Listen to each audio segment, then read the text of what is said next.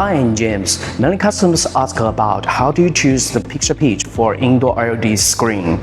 First, one point we can clarify. Certainly, the smaller the picture pitch, the cleaner the image will be on a screen of the same size. However, it does not mean that choose a smaller picture pitch, the screen will be better.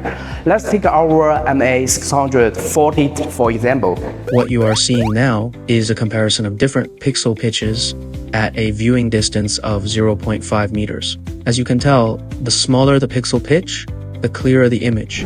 Now we've adjusted the shooting distance to 2 meters. You can see that for screens of the same size, the image clarity is basically the same, and it's very hard for our naked eyes to tell which one has a smaller pixel pitch. Therefore, an indoor HD LED display doesn't have to have the smallest pixel pitch to be good.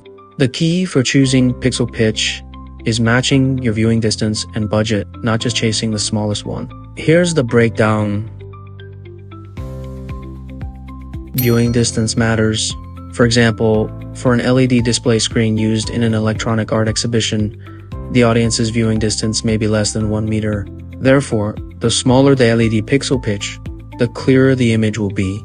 However, for a high-definition HD conference room screen, if the audience's viewing distance exceeds 5 meters and the screen size is limited, a smaller LED pixel pitch will not deliver better visual effects. Budget counts.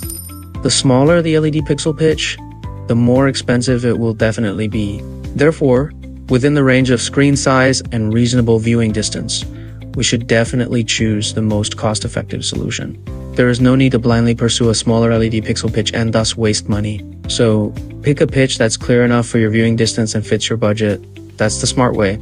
So here is the suggestions for you. How do you choose the indoor LED display picture pitch? Thanks for watching this video. If you got any question, please contact our salesman anytime.